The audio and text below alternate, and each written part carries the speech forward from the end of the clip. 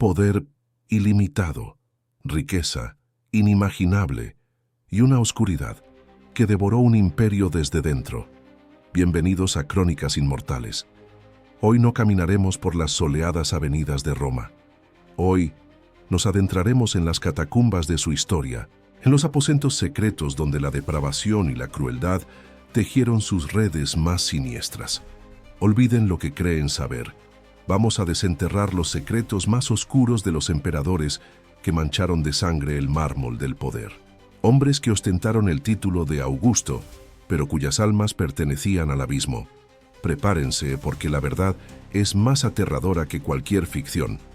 ¿Qué lleva a un hombre a convertirse en un monstruo? ¿Es la locura una semilla latente, esperando el riego del poder absoluto? ¿O es el propio poder el veneno que corrompe el alma más noble? Hoy exploraremos 5 de las figuras más infames que se sentaron en el trono de Roma. Sus nombres son sinónimo de terror, pero sus historias son una advertencia. Comenzamos con una figura que heredó el manto del mismísimo Augusto Tiberio, un general capaz, un administrador astuto en sus inicios, pero el poder, y quizás una naturaleza melancólica y desconfiada, lo transformaron. Retirado en su villa de Capri, lejos de las miradas de Roma, los rumores sobre su crueldad y depravación crecieron como una sombra. Se hablaba de juicios por traición, las infames maiestas, donde una palabra malinterpretada podía significar la muerte, ejecuciones secretas, torturas infligidas a aquellos que caían en desgracia. ¿Era Capri un refugio para un anciano cansado? ¿O un nido de perversiones y terror paranoico, orquestado por un emperador que veía enemigos en cada esquina? El terror no siempre grita, a veces susurra desde las sombras del poder, y Tiberio fue un maestro de ese susurro helado. Su legado es el de un hombre que, consumido por la sospecha, permitió que el miedo se convirtiera en la moneda corriente de su reinado tardío. Luego llegó Cayo Julio César Germánico, conocido como Calígula, pequeña bota. Al principio Roma lo amó. Era el hijo del legendario Germánico, la promesa de un nuevo amanecer tras el sombrío y desconfiado reinado de Tiberio. Pero una enfermedad, o quizás algo más siniestro que ya anidaba en él, lo cambió todo. La máscara de benevolencia cayó, revelando un rostro demencial. Su crueldad no conocía límites. Ejecuciones por diversión, torturas como entretenimiento. Declaró la guerra a Neptuno, ordenando a sus soldados apuñalar el mar. Convirtió el palacio en un burdel, obligando a las esposas de senadores a prostituirse. Su lema: Oderint dum me tuant, que me odien mientras me teman. Cada acto, un nuevo peldaño en su descenso a la locura o una muestra aterradora de su poder sin control. ¿Estaba realmente loco? ¿O era un sádico calculador que disfrutaba del terror que infligía? Se dice que susurraba a la luna, que mantenía conversaciones con Júpiter como si fuera su igual. La línea entre hombre y monstruo se había borrado por completo. Pero ni siquiera en Roma la tiranía es eterna. La guardia pretoriana, aquellos que debían protegerlo, se convirtieron en sus verdugos.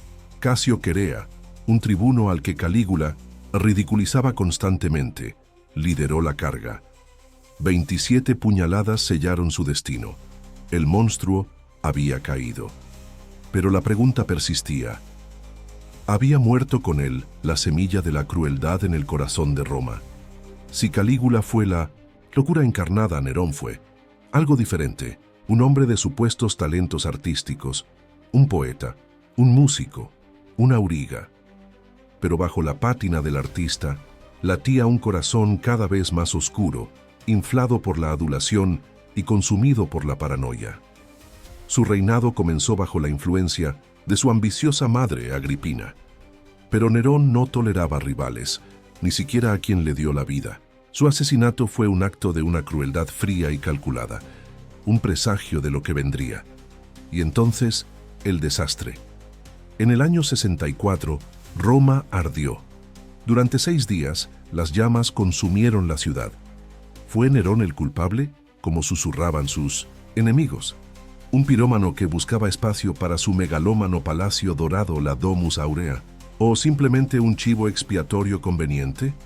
Lo que sí sabemos es que Nerón encontró culpables, una nueva y extraña secta, los cristianos. La persecución fue brutal, sádica. Hombres, mujeres y niños arrojados a las bestias, crucificados, quemados vivos como antorchas humanas para iluminar sus jardines. El artista se había convertido en un maestro del horror. Su ego no conocía límites.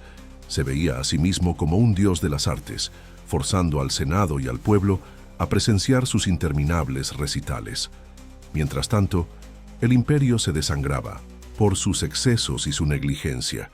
Las legiones se inquietaban, el odio crecía en las sombras. Finalmente, Roma se hartó. Las rebeliones se estallaron. Declarado enemigo público por el Senado, Nerón huyó, abandonado por todos. Su final fue tan teatral como su vida. Con la ayuda de un liberto se abandonó la vida, exclamando sus famosas últimas palabras: «Qualis artifex pereo», «¿Qué artista muere conmigo?». Un final patético para un tirano, pero una frase que resonaría por la eternidad. Tras la caída de Nerón y la breve guerra civil que sucedió, la dinastía Flavia trajo una aparente estabilidad, pero la sombra de la tiranía no había desaparecido del todo. Acechaba en el corazón del hijo menor de Vespasiano, Domiciano, un administrador eficiente, un militar competente, pero con una vena autoritaria y una creciente paranoia que lo llevarían por un camino oscuro. Exigió ser llamado Dominus et Deus, Señor y Dios, un título que ni siquiera Augusto se atrevió a reclamar. Su reinado se tiñó de sospechas, delaciones y ejecuciones. El Senado vivía aterrorizado, temiendo la ira caprichosa del emperador. Los filósofos fueron expulsados, los críticos silenciados. Domiciano construyó una red de espías e informantes, creando una atmósfera de miedo donde nadie se sentía seguro. Su crueldad no era la locura extravagante de Calígula, ni la teatralidad sádica de Nerón, sino un terror frío, sistemático, el de un autócrata decidido a aplastar cualquier atisbo de oposición. Al final, como tantos tiranos, antes y después, que él fue consumido por la misma paranoia que proyectaba, asesinado en una conspiración palaciega. Y así, después de la férrea mano de Domiciano y el respiro de los llamados emperadores buenos, llegó la traición a la filosofía y la virtud.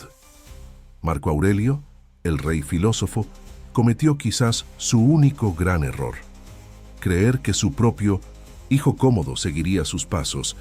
Pero Cómodo no tenía interés en la filosofía ni en el gobierno. Su pasión era la arena. Como se veía a sí mismo como la reencarnación de Hércules, abandonó los asuntos de Estado para descender a la arena del Coliseo. No como espectador, sino como combatiente. El emperador de Roma luchando como un gladiador. Era una confrontación, una humillación para la dignidad del imperio. Pero era más que eso, era peligroso. Obligaba a senadores a presenciar sus hazañas, masacraba animales exóticos por centenares y en su acto más infame reunió a todos, los lisiados y tullidos de Roma. Los disfrazó de gigantes y los asesinó a garrotazos en la arena, proclamando que estaba librando una nueva gigantomaquia. Su crueldad era menos calculada, más visceral, primitiva. Se deleitaba en la sangre, en la sumisión, en la degradación de todo lo que su padre había representado. Su paranoia creció junto con su depravación. Listas de proscripción, ejecuciones sumarias, nadie estaba a salvo. Finalmente, su propia amante, Marcia, junto con su chambelán y el prefecto del pretorio, decidieron que ya era suficiente. Un intento de envenenamiento falló, pero no se detuvieron. Contrataron a un luchador, Narciso, su compañero de entrenamiento, para que hiciera el trabajo sucio. Cómodo, el Hércules autoproclamado, murió estrangulado en su baño. Una muerte indigna para un emperador, pero quizás adecuada para el monstruo en que se había convertido. Tiberio, Calígula, Nerón, Domiciano, Cómodo. 5 nombres, 5 pesadillas que atormentaron a Roma. ¿Fueron anomalías? ¿Simples manzanas podridas en un cesto por lo demás sano? ¿O eran el reflejo inevitable de un sistema que otorgaba a un solo hombre un poder casi divino? Un poder que, como vemos una y otra vez en la historia, tiene la capacidad de corromper absolutamente. Estos emperadores nos muestran la fragilidad de la civilización, cómo bajo el barniz de la ley y el orden puede acechar la barbarie. Sus secretos oscuros no son solo anécdotas sangrientas, son lecciones sobre la naturaleza humana, sobre la sede de dominio y las profundidades a las que podemos caer cuando no hay frenos, cuando no hay rendición de cuentas. La historia de Roma está llena de héroes y villanos, de gloria y de infamia. Hoy hemos hurgado en sus capítulos más oscuros. ¿Pero fueron estos los únicos emperadores crueles? ¿Qué otros secretos yacen enterrados bajo las ruinas del Foro? Si esta inmersión en las sombras del poder te ha fascinado tanto como a nosotros, asegúrate de suscribirte a Crónicas Inmortales y activa la campana para no perderte nuestros próximos viajes a los rincones más oscuros y épicos de la historia. Danos un like si te atreviste a mirar al abismo con nosotros.